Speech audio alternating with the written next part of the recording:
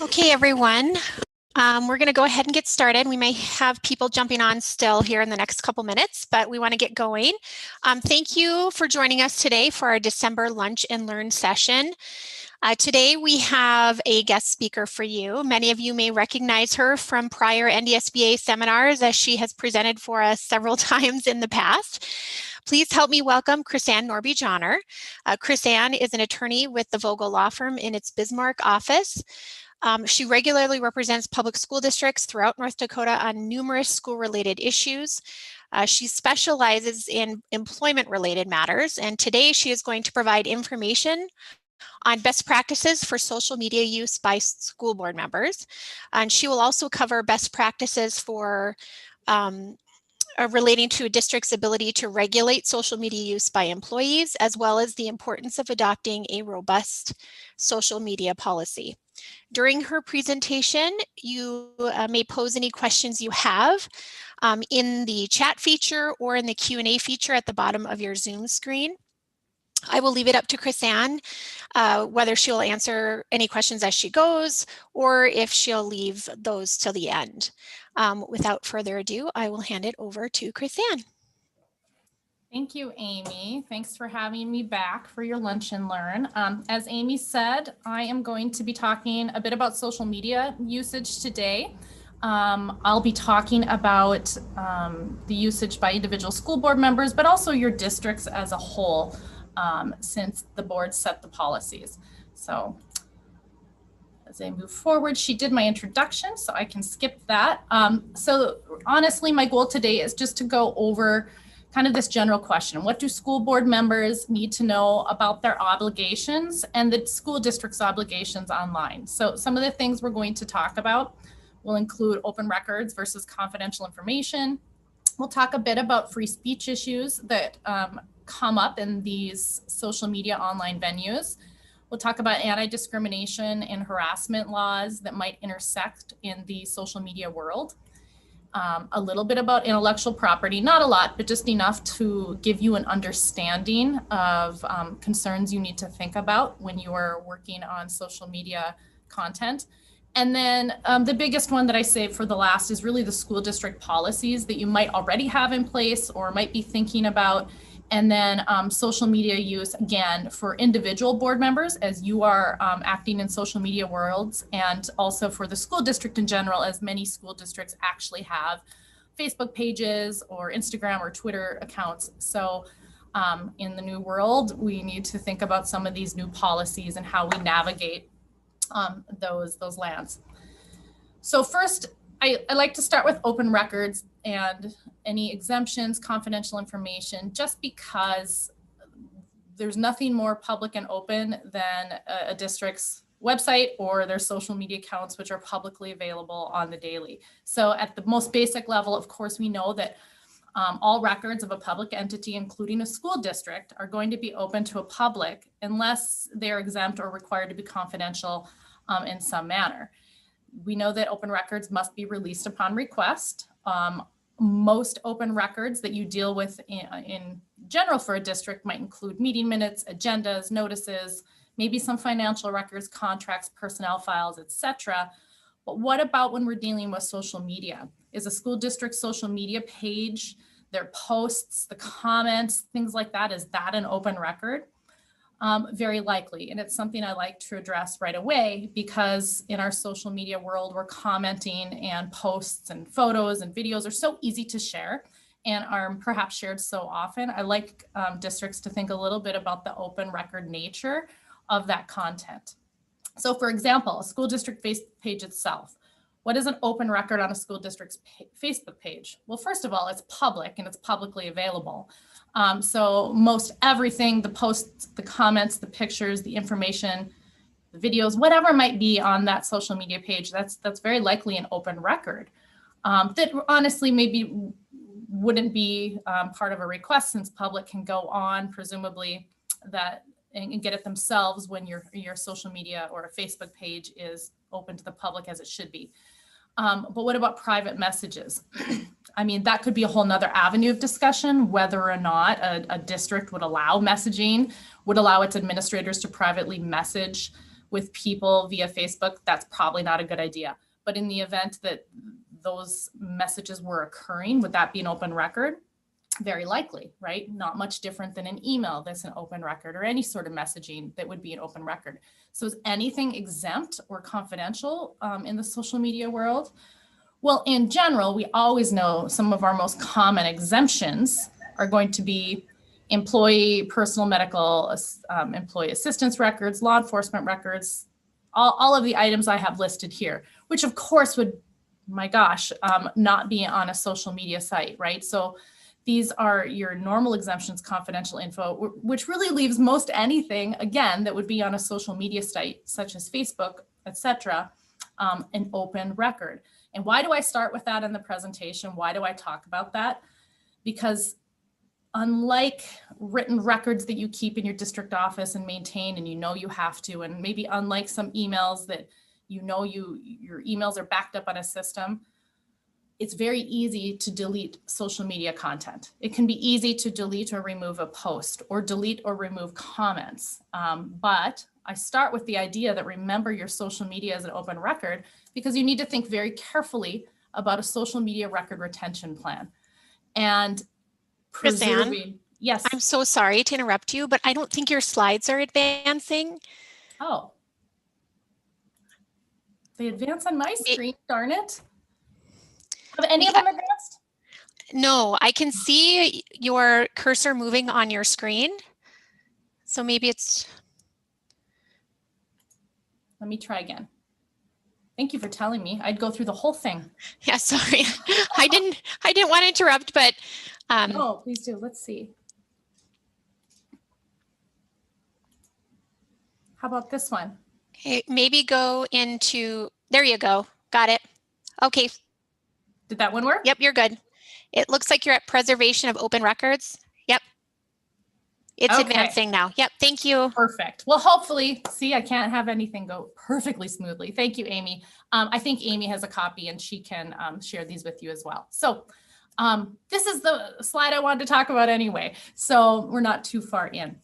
So the preservation of open records is just really important. So just as a forefront matter, as your districts are looking at forming Facebook pages or Twitter accounts or whatever it is for the district itself, as a school board, think about your policies and, you know, who your administrators are, who's in charge of monitoring that social media content. Of course, it's not generally going to be the school board members that are monitoring, say, a school district's Facebook page. It might be a principal, or it might be a superintendent, it might be a business manager. But just know that they should have some sort of social media record retention plan in place. Know the preservation limits, first of all, the social media account that your district is using. And sometimes more so cities and counties I've worked with have archiving software that may or may not be necessary. Some clients I've worked with have actually made it a practice to make PDF documentation of social media sites on some sort of maybe quarterly basis or something of that nature, should an open records request be made and they're fearful that certain content might be lost or deleted.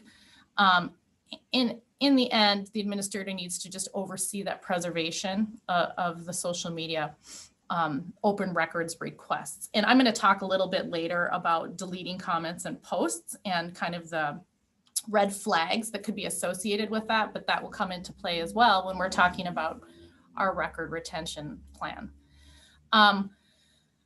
Social media preservation, you know, ensures, you also want to ensure a degree of separation between the public employee's personal social media and the district social media page. Well, why? For one thing, to avoid confusion with the person who's administering your page, their personal, say, Facebook account versus the school Facebook account, their personal positions, opinions they might post on their social media versus opinions that are posted on behalf of the school district. I mean, I really do think anybody monitoring an entity's social media account, such as a school district, they understand that and they know that. But just understand that degree of separation, and to help avoid open record requests into personal social media accounts. Employees probably don't like that. And then note that any duplicative information maintained in a separate publicly available format can be produced in that alternative. So say your district's website routinely has meeting notices and meeting minutes or board policies. And then some of that stuff was also posted on the social media site, and somebody wants exactly what was posted on the social media site. Well, if you have it publicly available in your website, they can be directed that way as well. So that's what I wanted to talk about first and foremost with just open records and the concept whenever you're thinking of social media, of thinking of the overall picture of this being publicly available information that needs to be preserved. Some of those safeguards should be in place as you think about your practices for your district. And then establishing social media account or accounts in a free speech world. Some of the foremost questions I see school districts ask themselves, or maybe they should, is, are you going to allow public comments, and how much? We live in a very much a social media generated world, from students all the way up to parents and grandparents. So people are used to personal social media, being able to comment on their friends' sites and one another's sites, but what boundaries are you going to have in place for your school district? Is this going to be unlimited public commenting? How much? Essentially, the school has to decide, is your social media page, and I'll keep using Facebook as an example because I see a lot of Facebook pages for school districts. Is your social media page going to be a traditional public forum, okay, where you allow comments? Or is this just a government communication? No comments, just information posted, perhaps more like a website. Naturally, we don't have great laws in place for social media specific content and free speech.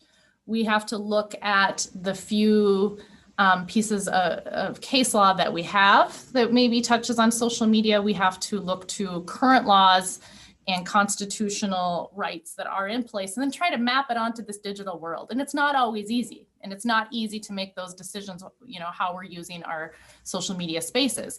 But we do know that the US Supreme Court has stated it will look to policy or practice of a governmental entity, which would include a school district, to determine if that entity intended to designate a non-traditional forum as their designated public forum. Well, we know that social media is non-traditional, but it's certainly public. So is a Facebook page a traditional public forum, like a board meeting, open for public expressive activity at all times? Well, it really depends on how the school uses it. And you can set, your administrators of the social media can set those boundaries in place. And if the district has a policy, those boundaries should be, guided by your policy. But a designated or limited public forum might look something like this. There might be public commenting would be allowed on some posts or for a specific period of time, okay? Because that would create a designated or limited public forum. Or maybe comments or allowed on just specific posts limited to certain topics. Of course, the restrictions have to be content neutral. Like, we will always allow comments on posts about sports schedules, okay? That would have to include all sports schedules, all right? Or we'll always allow comments on our distance learning notices. That means everything to do with distance learning. It's consistency, and it's got to be content neutral. One group can't be allowed to publicly comment on a topic, but then a similar topic is not allowed. You need consistency in your practice. Or maybe comments will be allowed on any topic at any time, or a specific period of time. A traditional public forum would be open public commenting on all topics, all times, almost akin to what our Supreme Court would say, being on the courthouse steps and speaking and having free speech. I would say a lot of, I haven't browsed every single school district's social media content in the state. I haven't, but just in passing, I would say I see more traditional public forums. I don't see a lot of limits on public commenting, which can be fine. It depends on your district. It depends on what your school board is looking for, what direction they've given, or in absence of direction from the school board, what choices your administration, usually your superintendent or principal or whoever has created that social media account, whatever restrictions they've chosen to put in place. But just be thoughtful about this as you work with your administrators, maybe ask some of these questions that maybe you haven't even thought about, because everything can be fine when everybody is playing nice and commenting nicely. But if arguments erupt, or we've got some comments that become off color, or whenever issues arise, then it's like you have to backtrack and start asking these questions. Well, what are we allowing as far as public commenting, and what don't we allow? So it's better to think about it on the forefront. And that takes me to another very important thought, back to that open records record retention plan. Can we or should we delete public comments? And I have all in red, be very careful, because that's where I take you back to the open record issues. I've seen open record requests for information that has been deleted on social media before. And, once it's gone, it can be gone. And how do you recreate that record? So be thoughtful on the front end before an issue like this arises. First Amendment free speech, can apply. That's why I say choose the forum you're using. In a limited forum where you allow some comments, but not comments on certain topics or whatever, deletion must not discriminate against speech based on a viewpoint and must be reasonable in light of the forum's purpose. In a traditional forum, where you allow public commenting at all time on any topic, on any post that might be on, say, a Facebook page for a school district, it's a much higher standard. Deletion must be based on a compelling state interest. And I know this is a little bit of legal jargon, so it would probably be something you want to work with your attorneys or professional representatives on when you're making these decisions. But just know, if you remember anything, make sure your social media administrators think carefully before they just delete a public comment, because there could be an open record request for it later. Also, watch for quorums, and I'll talk a bit later about an NDSBA policy in place to guide board members for their own personal social media activity. But this would play into it. It would not be uncommon, perhaps, for a board member to engage in social media. And you have to watch for walking quorums. They can be created not only on the phone or in a verbal conversation in person. They can be created on Twitter, Facebook posts, comments, Instagram comments, etc. And like a private email, this social media activity is so public. And if people see school board members engaging in discussions about school district business, did you just create a quorum? Are you violating open meeting laws? If board members engage in a manner so that a meeting occurs in a social media venue, there can be issues, okay? So always be thoughtful about that. And again, I'll talk a little bit about board member usage of social media at the end. So that's my comment on open records. And then thinking about the forum you're creating for your school district, as far as allowing public commenting and types of comments on your social media sites. And then we look at free speech is allowed, but, okay. Now I'm not saying you don't have the ability to monitor if you allow public commenting, that you have to allow all types of speech, because we know that's not true. That's not true in our boardrooms. That's not true in our schools. There are some limits, okay? And it's going to be the same in the social media realm. School districts do not need to allow your school social media forums to allow for violation of other laws, naturally.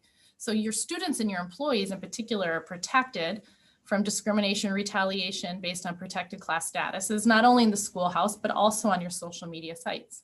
I listed some of the protected classes you are most familiar with: race, color, religion, sex, age, national origin, disability, and some of the accompanying laws.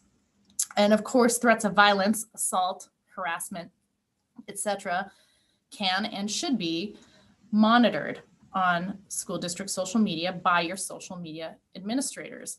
I bring up one law that I presented on, a legislative change I presented on 2 Octobers ago, I think, on a change to the cyberbullying law. We know that North Dakota revised its law about bullying, and now it prohibits certain types of bullying conduct, including use of technology or other electronic media occurring on a school premises or a sponsored activity. Presumably, this could include a social media space that's sponsored by the school. And even if it didn't, we also know that it could include social media when a message or a post or image or something was received sent by a student on a school district social media site, even if the student is off premises. That legislation, we know, because we've discussed in the past, really opened the doors for technology, electronic media usage, and the district's responsibility to step in and take action if bullying is occurring. That law points out some examples of prohibited conduct online that could occur on the school district social media. Severe, pervasive, or objectively offensive, substantially interfering with educational opportunities.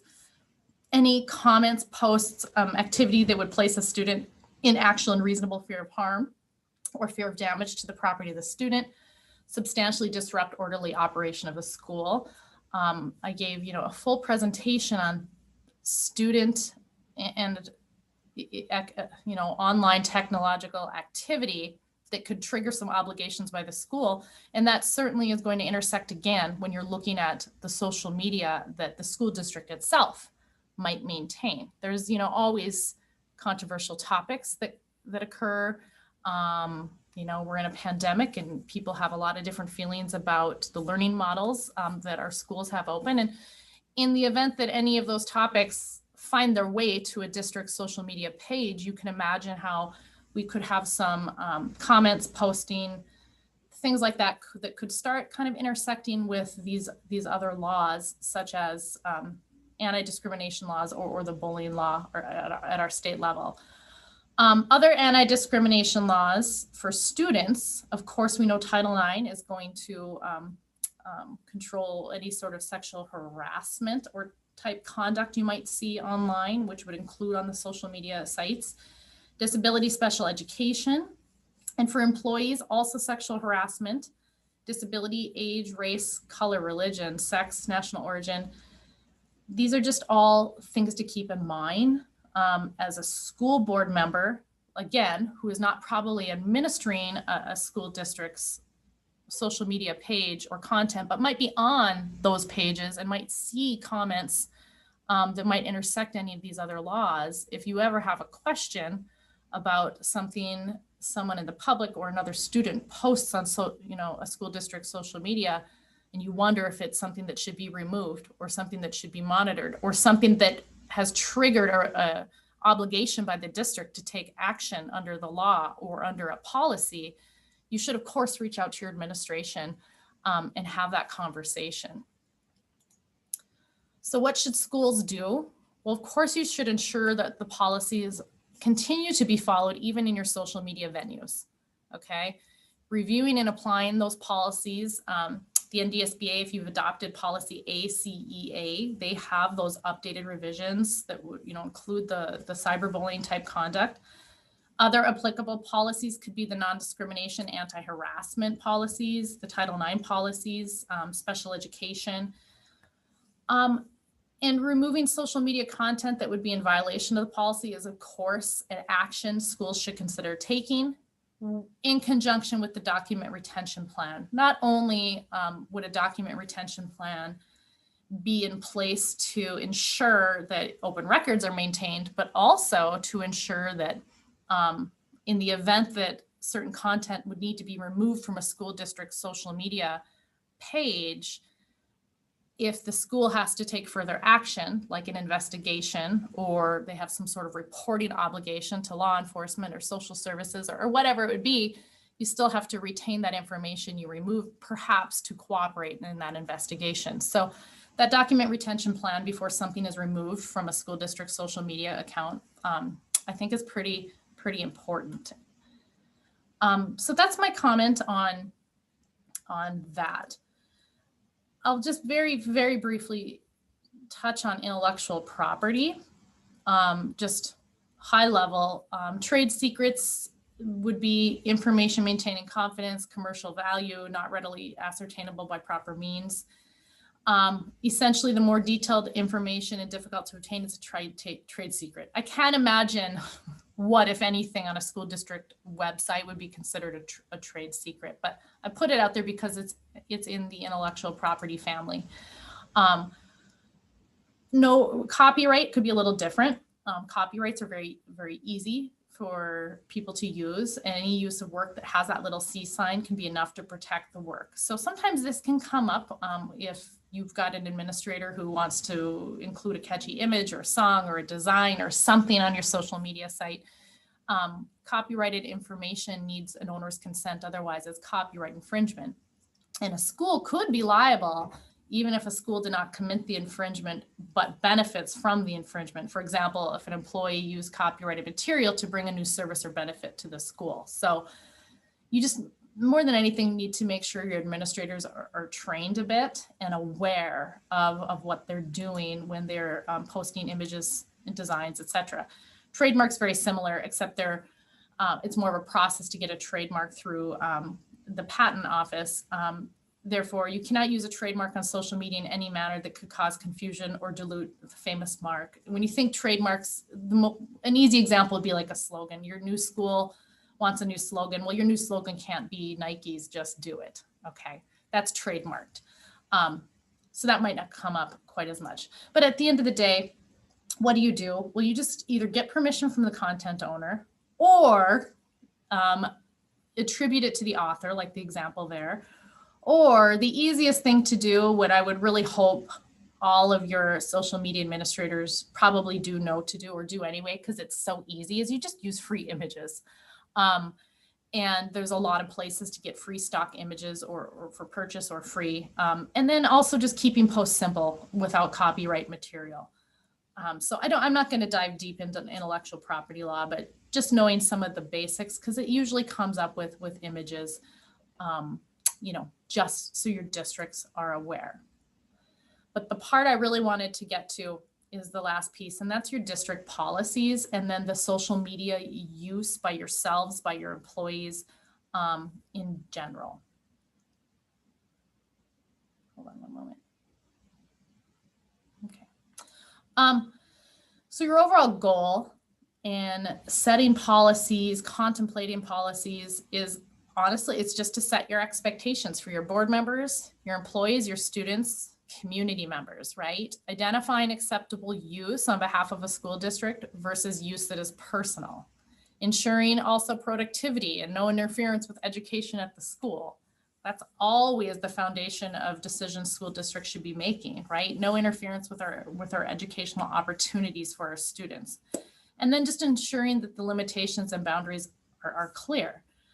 It's easier to set the expectations up front so that your social media administrators are aware of how they're supposed to set up these pages, what features should be disabled, what should be allowed. It's much easier to do that at the forefront than kind of muddle through it later. But in the event, these are just the overall goals.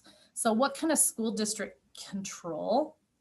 Well, it can control its own social media accounts, obviously, because these are accounts that if they're set up in your school district's name, district is in control. Who is allowed to administer those accounts? District should control that. The forum that is set up for those accounts, like I said, whether public commenting is allowed at all, not at all, only on certain content or topics, you can control that as a district. Who can speak on behalf of the district? And that's not limited just to social media. That's anytime there's media spokesperson, spokesperson to the news, whatever. Social media is the same thing. Whoever is posting content, obviously in the school district's name on its page or anywhere, if you would allow, say a district's Facebook page to comment elsewhere, that is the representative of the district. So who is allowed to be that representative? Is it limited just to your superintendent? Is it limited to a couple people? Are you going to allow absolutely anybody to log into your district's social media account and make posts because they're speaking on behalf of the district? Okay, so the district can control that. And as we just discussed, you can prohibit unlawful activity, proper usage, remove posts and comments when it's necessary with the document retention plan. What you cannot control, other than some of the free speech I've talked about, is I like to make people aware for your employees of lawful activity. You cannot control lawful activity off the employer's premises during non-working hours as long as the activity is not in direct conflict with the essential business-related interests of the employer. And I point that out just because, I'm talking a lot about the social media of a district that's in a district's name itself, but sometimes social media policies that a district or any employer might put in place are a bit broader than that. They might not only talk about the district's social media page, but also what they want to allow their employees, such as teachers or staffs or whatever, to say on their personal social media accounts. And just know you don't have unlimited control of what your staff and your teachers and whomever want to go out and say during non-working hours when they're not at school, when they're off school grounds, if it's lawful and they have an opinion, and they're on their own personal social media account and they're not a representative of the school district and are not affiliating themselves, you have to tread lightly, because you can be limited in what you can control and tell them not to do or to do. Of course, we always have that caveat under the North Dakota Human Rights Act, in direct conflict with the central business related interests of the employer. But just know you do not have unlimited control of lawful activity of any of your employees once they have left school grounds and are not doing the district work at the time and not speaking on behalf of the district. So lawful activity. The first policy that I would point out is that some districts may have adopted NDSBA policy BA-BR2, and that's the school board internet and social media use policy. That is it's a brief policy that speaks to you individual board members yourselves. And the policy points out that although you have individually, you have no authority to take action unless the school board by majority vote has delegated you that authority at a public meeting. You really don't have authority to take action. Nonetheless, as I'm sure you all experience it at one point or another, you're often perceived as district spokespersons, right? Constituents will contact you, they'll talk to you, they'll ask for different changes, etc. And it's one thing when you're receiving these phone calls and you bring it back to the board for consideration or ask your board president to put something specific on an agenda for an open meeting.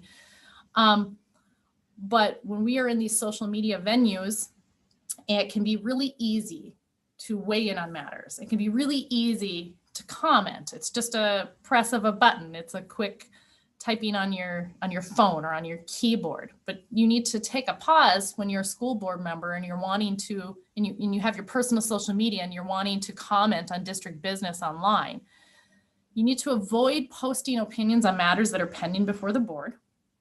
You need to avoid posting dissenting opinions on matters that have been decided by the board. You should clarify when commenting as an individual and not in a board member capacity, because of course you are always entitled to your individual opinions and comments you want to make. But when you're a board member, you should really, really differentiate personal opinions you have versus opinions that could be perceived as the opinion of a school board. And of course, as I talked a smidge earlier, you should report to your superintendent and your social media administrators if you see public comments that are violating policy or law. Not all districts might have this policy in place, but I think it's a really fantastic policy, and it's really something to consider looking at. Districts could, NDSBA doesn't have a policy that I'm aware of for this, but you could look at some overall policies as well about the social media accounts in general. A separate policy on social media accounts themselves can set clear expectations and requirements for the establishment, administration, forum types for your social media created on behalf of the school district. And even if you don't have a policy, I still think the items I'm going to go over here are still really good conversations. At a minimum, you should be having with your administrators. So I'll include some sample policy language that I've worked with for other government entities, not just school districts, cities, counties, different venues and entities like that. But talking about the forum, like if you wanted your social media site just to be an information forum, here's some sample language for that, where you would point out that the primary purpose of a social media account established is to, and then fill in the blank. This one says to create a forum for communication of information from and about the district to school families and the larger community. Setting forth that expectation for everybody on what you intend this social media site to be used for can be very, very useful. If not for community members, but for your poor administrators who are trying to monitor your social media accounts in the first place. It's almost like a goal to have at the forefront. And then thinking about who your social media administrators should be. Here's an example, some example language that would identify no less than 2 social media administrators with full access and login password knowledge. I always recommend that at least 2 people, and this would not be unique to social media, but any sort of account your school district has, you need 2 people with that login password knowledge. What if you only have 1 person in your district with login password knowledge for anything that you have in your district? What happens if that person, if something happens to them? What happens if that person has to be terminated or discharged or placed on leave or for whatever reason is not able or willing to provide the login password back to the district? It can be a headache to reset those logins and passwords. So make sure you always, have at least 2 people that know, or you have the login and password information written, somewhere that others can access it, is I guess what I'm saying. I think it's probably common for your superintendent or principal or some sort of administrator to be administrating your social media accounts or have access to them. Sometimes I'll see business managers with access. It just depends on your district, but that should probably be established in some manner. Also thinking, I touched on it just super briefly earlier about whether or not you want to allow any social media account in your school district's name to post on any private or third-party social media accounts. That's a discretion decision. Are you going to allow that? Obviously, the more posting and commenting away from the district's social media site itself onto another social media page creates more content, and it also creates more of an engaging conversation where you have a person. There's always a person behind the computer screen that is speaking on behalf of the district. Okay, so it's up to your districts whether you want to allow that or not, but just proceed with caution. And policy that any personally held private social media accounts belonging to a school district social media administrator should be kept and maintained entirely separately. I even know of a social media administrator at a county in our state who has shared with me in the past that she even made she has a personal Facebook, but she made another second Facebook that she uses to log in to administer their county social media sites. Like, she even has that extra degree of separation because she just doesn't want her personal site to be affiliated in any way with that county's that county's social media content, which is completely understandable. So just making sure that separation is there to the greatest extent that you can. Official district contact information, you could consider even on your social media sites making a note that people should be directed still to the website, and making sure that you always have the actual physical address and telephone number, that sort of contact information to direct people when they have important questions and you've got parents or community members that really need to have a conversation about something. Social media can be great, but social media isn't the venue where you want to be having public conversations about, extensive concerns, right? So making sure that you're always directing people back to the actual school itself to talk to somebody. Excuse me. Same with the district website. Websites in this day and age for your school districts, your websites are very robust. You have your policies there, you have your handbooks, you have your Title IX coordinators listed, you have your Section 504 coordinators listed. You have you've got a website that is generally much more official and has more information. So social media can be great and fast and fun, but I would recommend that you direct people back to the website again. And then we talked a bit about allowable content earlier. A policy could address that. What kind of content is going to be posted on that social media site? If anything, to give some direction to your social media administrators, what they shouldn't be posting. This example language just talks about that it's at the discretion of the social media administrators.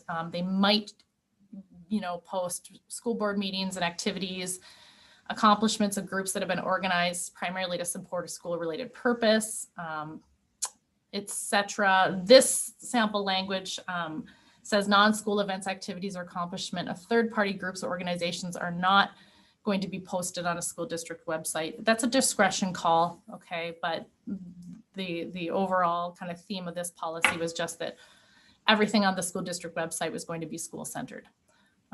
So just an example. Supplemental information on meetings. You don't ever want people to think that the only place you're posting your meeting notices or that their primary source of knowing when a public meeting is occurring is going to be your social media, unless that's how you want it, unless that's how your district has it set up.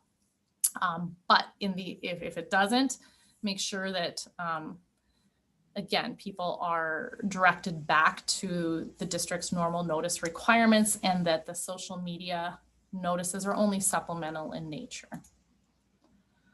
Public posting, commenting. This is again some sample language where this policy would only allow the social media administrators to create new content. That means that the public could not go on this school district's Facebook page and create content, post a picture. I would recommend that kind of level of control. And I would imagine most school district social media accounts are set up that way so that only they can generate content. This says, again, the public may be encouraged to contact main office with specific questions, which then may be directed to the appropriate district representative. It's all about how you want your district to use its social media. But if it's information only, it's good to direct them back to the main office for questions. If you want to allow them to engage in question answers, etc., that's fine. But then think about the forum you're creating and also think a little bit about the burden on your social media administrators. I've had feedback before from people administrating not just school district social media, but social media for other public entities where they feel like they're constantly having to monitor and answer every question that's asked all the time. And if you miss one, well, why didn't you answer that person, but you answered this person, etc. So and then there's equality issues. So you just want to make sure that you're also not overburdening your social media administrators with the number of comments or types of comments that would be allowed. I don't know that a lot of school districts do live meetings, Facebook live meetings. Some do. Some cities do. I know some counties that do. Some school districts might. In the event you do, here's just some sample language, whether or not you're going to allow public commenting during that live meeting. I've seen it both ways. I've seen a public entity that Facebook Lives their meetings and does allow commenting just for the period of time during that meeting, almost, I guess, like they would allow a public commenting portion at their open meeting. And I've seen, public entities that shut that down altogether and commenting is not allowed. It is just simply a supplemental way to live stream a meeting. So that is definitely something to talk about. If you, in the event as a school board, you were ever to stream your meetings live, and the NDSCPA might have thoughts on that as well. And then the proper monitoring. I've talked a lot about this, about removing posts, watching, everybody taking responsibility to monitor and report any comments that you think should probably be removed or posts. I would not recommend closed groups. This would be some sample policy language that would make it clear that these are public communications. There's not going to be private or closed networks or groups within your social media pages. That could just, create some equality problems. And you just want to use your page in a public nature in a way that's accessible to everybody in the public. Student information, of course, it's just like when we're dealing with any other protected student information. directory information only. I know at the beginning of the year, most school districts seem to send around forms that talk about for parents to fill out about directory information and or pictures. And so you need to make sure that your social media administrators are very thoughtful and careful when they're doing videos or pictures or anything on social media sites about what directory information is allowed for your students, or each student, I should say. I've talked a lot about the record retention plan. I think you've got that. And then just the idea, this is a policy that allows a superintendent to create social media accounts and then report it back to the board if that is so done. But this just talks about how only the superintendent can create an account, no district employee, member of the board, etc., can go out and create an account on behalf of the district. You want to rein that in a little bit on who's authorized to create an official account for your school district. Other clauses to think about, again, like I said, directing the superintendent to notify the school board when an account is established, or just, keeping good communication between the board and your administration in general about any social media issues. And noting that the social media policy is separate from any other policy you might, as a district, have in place. We have a responsible use policy from the NDSBA. I think that's ACDA. That some of you might have adopted that. You might have other policies in your board policies or in your handbooks regarding technology, email, electronic use. Just, of course, that anything you might have specific to social media is intended to supplement those policies. So just other clauses to think about. Otherwise, that is everything I have for you that I know on social media, and I'm no expert by any means, but these are just some of the issues that I commonly see and some of the questions, I guess, that I have more routinely as social media becomes so popular, had to answer for districts. I don't know, Amy, if I can figure out how to get back to the commenting to see if there are questions. Hold on a moment. I'm not seeing any Okay. at this point, but we can wait just a few minutes to see if anybody pops up. We will be providing some additional resources along with the recording of the presentation on our website, just so everybody knows, including references to maybe applicable policies that you've mentioned throughout your presentation. Good.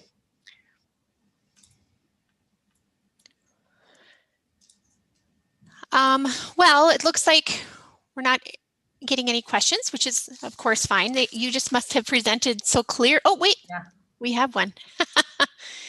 If there is a comment on a district's page and a quorum of board members like this, I'm guessing this is maybe an open meetings violation type question. Oh, that's a good question, Amy. Meaning that there's a comment and then board members start just hitting like the thumbs up or something. Yeah, I suppose that's kind of, you're not technically speaking or engaging in discussion about, school district business, but you certainly are making some sort of virtual comment, right? I'm not sure. What do you think, Amy?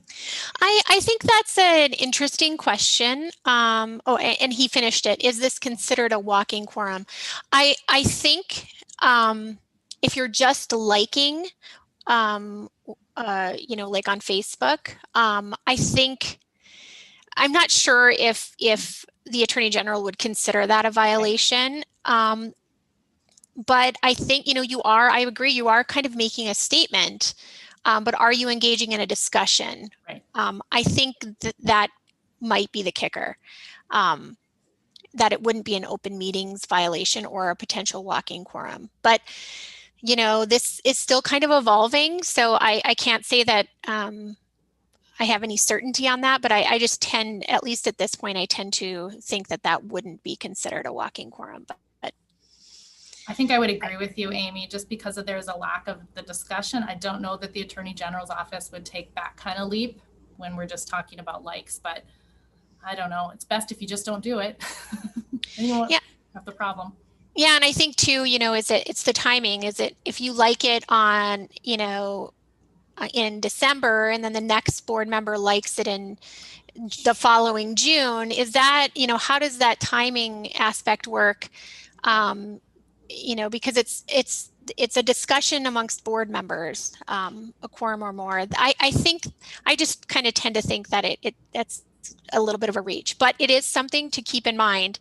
And then just from a public perception, anytime you like something, even if you're doing it in your individual capacity, if it's relating to school business, it can always cause a PR issue. So I just tend to, be a little bit hesitant on that and really thoughtful about even liking posts. Sometimes that can create a storm. Yes, completely agree. Any other questions from anybody? It doesn't look like we have any. So thank you all for joining us today. And thank you, Chris-Anne, for all of the great information as always. You give us a lot of good things to think about. Please feel free to contact Chris-Anne for any of your legal services related needs. She's one of our legal services affiliates, and she provides great services to school districts. And you can always contact our office, of course, for additional information as well. As I said, you can access the recording of this presentation and Chris-Anne's PowerPoint on our website on the events page under the Lunch and Learn webinar series tab. We should have all of that uploaded within the next couple of days, I believe. Also, I think the video is also on our YouTube page, which we've been presenting live as we sit here. So you can go to the North Dakota School Boards Association YouTube page for the recording as well. Our next Lunch and Learn is scheduled for January 20th. We have not yet determined a topic, I don't believe, so please stay tuned for that. You can access more information about our Lunch and Learn webinar series on our website on the events page. I think that's all we have. So thank you all again, and take care. All right. Thanks, everyone.